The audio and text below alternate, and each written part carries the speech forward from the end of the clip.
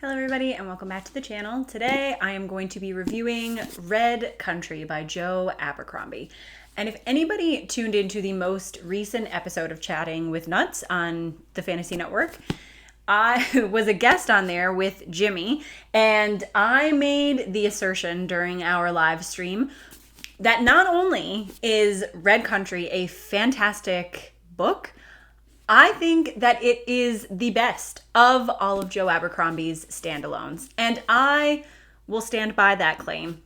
Hopefully watching this review will, if not convince you that that is true, at least help you understand why I liked this book so much and why I think everybody should give it a shot. Now, I mean, if you're a First Law fan, by the time you get to Red Country, you're probably pretty invested in the series, so it's not like this review is going to really change the stakes in terms of what you're going to do for a lot of people. But if you are like me and you have been making your way through the standalones, I actually put off reading Red Country for a lot longer than I should have because I was really nervous to read it. I had heard not great things about Red Country in general. I know that there are lots of people who love it, and especially after participating in that live stream, like there were tons of people who came up and said like, yes, also my favorite, or not my favorite, but I really like it. And most people, like I said, who get this far into Abercrombie's work, which is 6 books in, you know, we like his style. Most of us probably think that he doesn't write a bad book. You know, he has a very particular writing style. And if you make it this many books in, then chances are you are here because you enjoy the way that he tells stories. But at least for me, I have been putting Red Country off. I have been nervous to read it.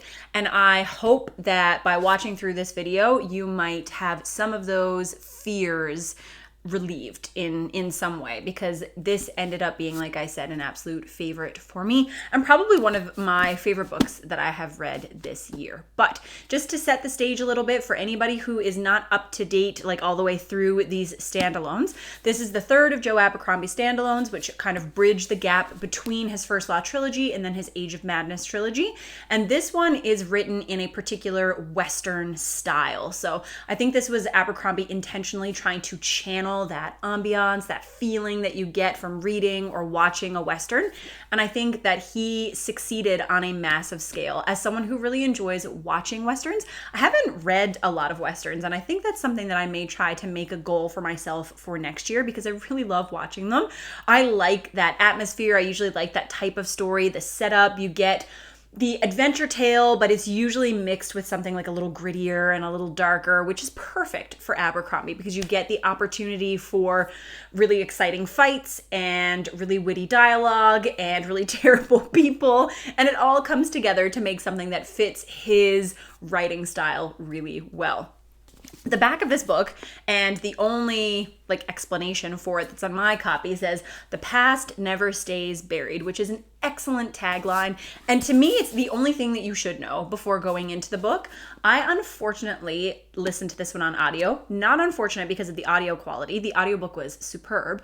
But when I bought it on Audible, the blurb that was listed on Audible spoiled me for something that happened in the book, and it happens really early in the book, so it wasn't a massive spoiler, but it's something that I would have liked to turn to page, I don't know, 3 or whatever page it is, and discover for myself, and I didn't get to do that, which was really sad. So don't read the blurb on the audiobook. Don't read anything. The only thing you need to know is that this is a book about trying to bury one's past and how that will inevitably come back to haunt you. The setup we have here, and kind of our primary protagonist, is a young woman named Shy, and she lives in the near country. She has her own little homestead. She has a farm, and she lives there with her 2 younger siblings, Pitt and Ro, and with kind of her stand-in father figure. We have a man named Lamb, who we are told is not her father, but has been living with her, you know, for a big chunk of her life. And Lamb works with her and works on the farm. And the only thing that we know about him is that he's kind of a gruff man, but also a little bit of a coward. So she's not sure how much she can depend on him for things. And as the novel opens up, they're returning home after completing a job together, and they arrive to find that their farm has been burned to the ground. One of their friends and kind of the groundskeeper who helped maintain the farm has been killed, and Shy's 2 younger siblings have been taken away. And so begins the adventure for Shy to go out and try to seek her siblings and to find them once again. So we spend the bulk of the book following along with Shy and Lamb and with the other people that then join their party as they make their way from the near country to the far country, which is kind of the equivalent of the Wild Wild West. So we see their journey. And I wasn't sure how much of the book that took up because it didn't feel like very much of the book to me. But then I had heard other people had weighed in and commented that they felt like there was a lot of traveling in this book, which I tend to like if I like the characters. And with Joe Abercrombie, I always like the characters. But in actual fact, they are traveling for 191 of 450 pages. So it is almost half the book that they are spending on the road. But to me, that those moments just lent to the character building, and there's a lot of the really intimate moments and setup that Joe Abercrombie does really well. So it didn't feel like it was anything long and dragged out. I quite enjoyed it, and it fit that Western aesthetic. Like you could really picture what they were doing, and it was reminiscent of a lot of those kind of Western themed movies or books that you have experienced in the past. Along with Shy, kind of one of our other main characters is a returning character from previous books. So if you haven't read any of the standalones and you don't want to know who makes it through alive, then this might be a good time to kind of check out of the video. But we do get the return of Nikomo Casca, the mercenary, everyone's favorite anti-hero. So we get Casca, who is doing his Casca thing. He's still working for the highest bidder. He's still trying to weasel his way out of whatever situation he can, and he is hired by the Union to help them track down a fugitive. It's someone who is trying to incite rebellion. So it is a rebel who has a very high price on his head, and they hire Casca to help guide them through to the far country so that they can track down this rebel. So we have these kind of two separate stories that are going on, and we get the feeling that they're probably going to end up converging at some point. But it is, like I said, a standard kind of Western inspired theme where you have these Lone Ranger type characters who have had some sort of personal tragedy, and they are then kind of setting out on this quest to right this wrong. So I really like that setup, and I have to say that I felt connected to Shy almost instantaneously. This might be one of the places where I could understand why this might not be a favorite for everyone, but it was very much a favorite for me because Shy is an older sister, two younger siblings that she's going out to save. I am an older sister. I have two younger siblings who thankfully have never been captured by bandits because I have zero of the skills required to go and rescue them. But I do like a good sibling story. I found that connection did help me enjoy Shy as a character immediately. She was someone that I felt invested in, and I really wanted her to succeed because that was a scenario in which I could imagine how badly she felt and how much she wanted to go and get her siblings back. So I felt this immediate connection with Shy. And like I said, I always enjoy Abercrombie's characters. I think he does a really good job of developing them, and it was no exception here. The setting that we're given, I already chatted about it a little bit. We have the near country and the far country, and the far country is the Wild Wild West, essentially. The town that most of the story takes place in is a town called Crease, which is like very Tombstone, Arizona-esque. You've got your saloons, you've got your brothels, you've got people who are on kind of opposite sides of the tracks. There's all of this infighting and tension in town. You can really feel the openness and the emptiness of the world, and the way that Abercrombie describes it, because of all the fantasy authors, like the person who can use colorful language and the person who can use curse words and kind of integrate that into a fantasy setting and have it feel the most authentic and the most realistic is absolutely Joe Abercrombie, and it works so well in this setting. Some of the descriptions that he has for the town, they make you feel like you're there, and it's so depressing and you're laughing so much at it, which is a hard balance to strike. It is very difficult, and I don't think sometimes we appreciate how difficult it is to have those two opposing forces and for them to flow together as seamlessly as they do in this book. And if we're being fair, in all of Abercrombie's books. So the setting is very vibrant. Like I said, the first chunk of the book is definitely journeying from the near country to the far country. And along the way, there are some conflicts, there are some difficult encounters, and the kinds of trouble that you would probably see in a classic Western. So I thought that that worked really good. Like I said, it fit with the aesthetic of the novel. Thematically, it worked really well. And I didn't ever feel like the journey from near country to far country was taxing or boring in any way, shape, or form. And what makes that work and why I think it works so well here is that you are instantly drawn in by Abercrombie's characters. So I've talked a little bit about them. We have Shy, we have Lamb, we have Casca. Along with Casca, we get cameos by Friendly, which was really fun because I really enjoyed Friendly in Best Served Cold. So it was fun to see him back again, even though he doesn't have a major part in Red Country. A couple of other side characters to come in. We have Temple, who is originally a lawyer who is working for Casca, but through some circumstances of fate ends up in the group with Lamb and Shy. And you get to see that dynamic and how it builds and how it grows. Temple shows a lot of character growth over the course of the novel, or if not character growth, there's a lot of reflection and a lot of willingness to change, which is... Sorry, we've all been sick for a million years, and I thought if I had to wait until I stopped coughing to finish a video, I wouldn't record a video for the next 5 years. So what I was saying is that Temple is amenable to change, and we do see him reflecting on his choices and trying to change the trajectory of his life, which is really fun to watch.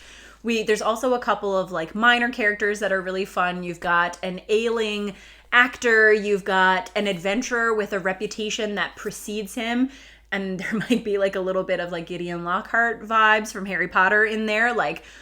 Does this person deserve their reputation? Have they earned their reputation? It is only up to us to find out as we make our way through the book. But there are a lot of really colorful characters that you see. We have the mayor of Crease who comes in, who is an intriguing person as well. And there's just a bunch of people that are really fun to follow.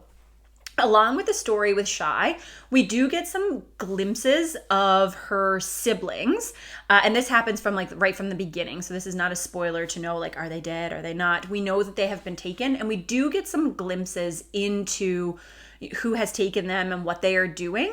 And it's interesting because I also think in terms of tone, it feels very different from the rest of the novel, but I think that this is purposefully done. I think that there is an intentional juxtaposition there, and I think it does a good job of ushering us into what I believe the rest of the First Law trilogy, or the rest of the First Law series, is going to consist of. So I think that there is some bridging in terms of setting and atmosphere and those types of things, but I could understand how that could be a little jarring because the story that centers around Shy's siblings and then the rest of the story, they don't always fit together tonally, but it worked for me and it did not pull me out of the story in any way. But overall, like I said, I thought that this was delightful. I thought that the setting was really well drawn. The characters are super interesting.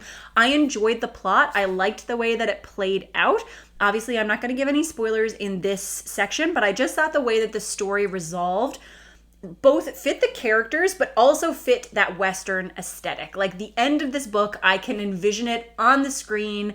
It fits in well with that, with what I think of when I think of a classic Western, but I think that it also remained true to Abercrombie's characters and some of the characters that he had built up earlier in his series. So if you, like me, have been putting off Red Country, if you've been worried about reading it, if you at all enjoy Westerns, and if you enjoy Joe Abercrombie's writing style, I don't see how this could be anything but a hit for you. I absolutely loved it, had a great time reading it, and now I just want to talk about a couple of spoilery parts before I end the video. So, obviously the biggest surprise, and well, not surprise for me because I read it in the audiobook blurb, but I guess the biggest joy of reading this book is the return of Logan. So I had not anticipated that Logan would actually be dead at the end of the First Law trilogy, but because it's fantasy, no body, no definitive death in my opinion. But it was fun to see him come back in this way, and it was an interesting exploration because Logan's central conflict throughout the entire trilogy is trying to distance himself from this person that he believes he is. And the further we get into the First Law trilogy, the more we have to question whether or not Logan is actually trying to distance himself from violence. Like, he always says that he's trying to do that, and he wants to believe that he wants that. But by the end of the series, we kind of understand that that is what makes him a tragic character. That's what gives him that element of being morally gray, is that, does he really want to walk away from violence? And I don't mean just when he's the Bloody Nine. I mean as Logan Nine Fingers, as the man and not the monster. Does he truly want to separate his life from violence? And that's a difficult question to answer. And it probably leans more toward no, because he has opportunities to walk away. And certainly in Red Country, excuse me, he has walked away. Like, he's been gone for a period, I think they say, of like 10 years in this book. But once those elements from his past come back in, that mantle like falls down on him so easily, so comfortably. And I truly think that at the end, so the last chapter, which is called Some Kind of Coward, which I think is a perfect title for the last chapter. I think the last chapter of this is so good. It's excellent. It hauls everything together thematically. I truly think this is a perfect ending for this book. But is he leaving because he doesn't want his past life to harm his new family? Or is he leaving because after the events of Red Country, can he truly stay away from that life again? Like, does he have the strength to walk away? And I think the answer to that is no. And I think that's where some of that cowardice comes in, because for Logan, living a normal life is the hard path for him. Like, that is the challenge. That is what he is trying to strive towards. And I haven't read the rest of the books. People who have continued on can tell me what happens to Logan. I don't know. Don't tell me. Like, that's not what I meant. I meant theoretically could tell me. Please don't tell me. I'm going to be continuing to read very quickly, but I will only find out as I finish the books. But that's what makes him such an interesting and complex character, because I think of the three main characters in the original trilogy, Logan is certainly the easiest to come to like, and especially before you get to see him and all of his like brutal Bloody Nine glory. And this book, I think, did great things for his character, and it just reminds me of like what a complex and interesting person he is. So loved seeing him come to life again. Loved his duel. That was an excellent scene. But the best was the last chapter. And there were some really good moments in between, like when he tells Shy that she needs to stay away from him because he knows that he will hurt her. He will not stop himself if she gets in his way. That was a chilling scene as well, because she has seen him as this like passive, meek, scared father figure, and her worldview totally shifts, which I think is also interesting in terms of, like, we have this dichotomy within Logan. Like, he has his personality and then his Bloody Nine persona, but then we also have the Logan that Shy thought she knew, or the Lamb Shy thought she knew, and the Logan that he actually is, which also super, super interesting. So Logan alone made this book for me, but I really, really did enjoy Shy. Obviously, I have to comment on Casca as well. So having Casca, first of all, be followed around by a biographer for the duration of this book was excellent. I thought it was peak comedy, loved it. And I presume that he is really dead this time, because they see him, he's there, they say he's dead. I'm assuming that means that he has finally passed on. And to me, I think that this was a fitting way to go for his character.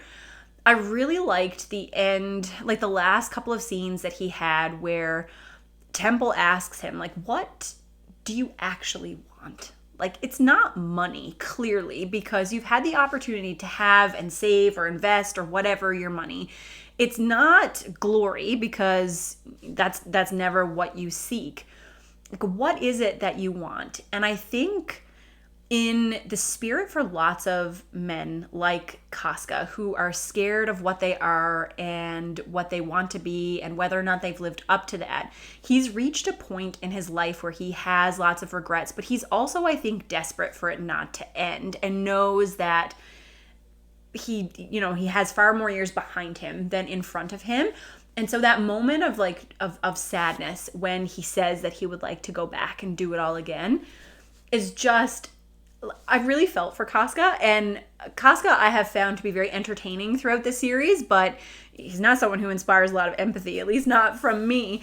And in that moment he did. And to have him go out at the hands of, is it Swarbrick, his biographer. In any case, I thought that it was really, it was definitely ironic and sad and ridiculous and over the top, and so many of the things that Kafka was. So I personally thought that it was fitting. We get to see a lot more of Kafka as the struggling character than we did in Best Served Cold, where we got to see some of his better moments. But again, I think this is really fitting for the kind of character that he is. I don't ever think there was going to be a turning point for Kafka where he was suddenly going to recognize what he wanted out of life and do the right thing and move along, a glorious path. I think this kind of like back and forth, ups and downs, this was Kafka. This was his life. And the way that he went out was perfectly Abercrombie, and it was sad. And I'm sad that I'm not going to see him in future books, but I thought that it was very fitting, and I did enjoy that. I liked the big moment with the actor, Lestic, I think his name was, Joseph Lestic, who had his moment. Like, you could kind of see it coming because he builds this up the whole book being like, my finest performance is still ahead of me. And as soon as he came on the scene, I was like, oh my God, this is happening.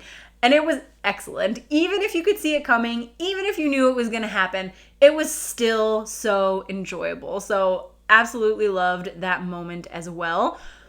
There's just so many things about this book to really enjoy. I'm really, really happy that I read it. Of the 3 standalones, like I said, I think this is my favorite. I also really, really, really loved Heroes. These were both 5-star reads from me. To me, Best Served Cold is just a little bit below the other 2. Still by Abercrombie, so still a book that I really love, but pacing wise, I thought that it was a little bit rougher. It's just the one that I enjoyed the least, but I could absolutely see myself going back and rereading this, or just listening to it when I need something, when I want something to listen to. But I am disappointed in myself for leaving it for so long, but I am happy that I have finally read it, enjoyed the hell out of it, and I'm so excited to continue on with the short story collection and then on to the Age of Madness in 2023. But if you have read Red Country, then please tell me where it ranks for you in terms of Joe Abercrombie's works. If you haven't read it, but you've kind of gotten up to this point in the series so far, let me know when you will be picking it up, and I will see you with another video soon. Bye!